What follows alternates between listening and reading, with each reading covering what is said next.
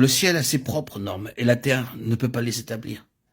Un des grands mots clés de l'Ancien Testament, c'est sanctifier. Sanctifier signifie séparer, rendre sacré, consacrer, établir à part. Et c'est principalement une chose intérieure et spirituelle, séparant le ciel de la terre. Dieu a partagé ces deux choses, les a mises à part. Et il doit y avoir aussi cette mise à part d'une manière spirituelle.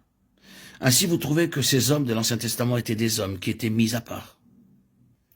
Dans ce sens, quelque chose était accompli au centre même de leur être, qui les séparait de ce monde et les introduisait dans ce qui était différent, contraire au cours de ce monde. Et si, sous la pression, sous la tension, consciemment ou inconsciemment, ils touchaient cette terre, ils étaient tout de suite dans la confusion. Ils savaient tout de suite, dans leur être intérieur, qu'ils étaient hors de la voie et que la seule chose à faire, c'était d'y revenir.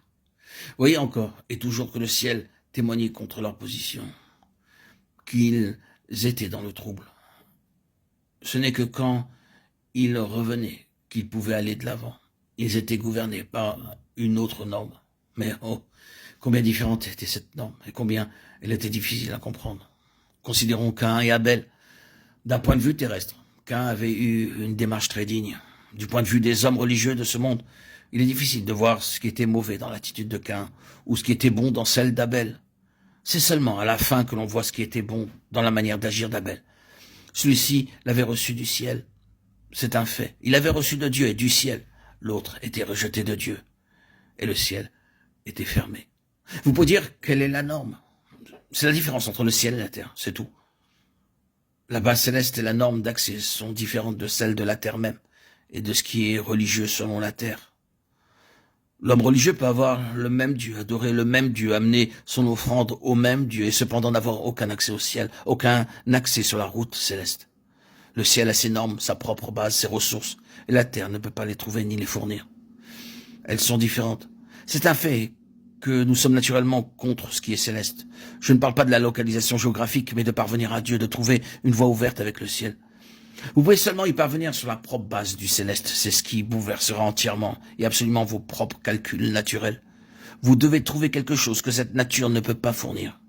Si comme Caïn, vous raisonnez sur cette chose selon la raison religieuse et venez sur ce terrain, vous n'aboutirez nulle part.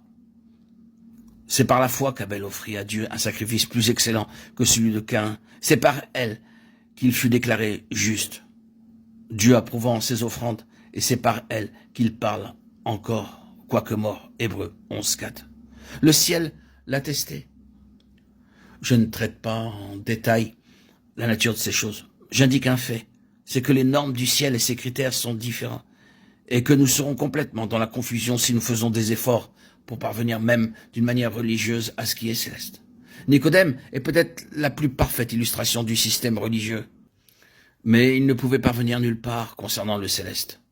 Le ciel accorde ses propres ressources pour y accéder, et vous devez avoir ses provisions célestes. Vous pouvez demander pourquoi cela à un millier de personnes, mais c'est un fait.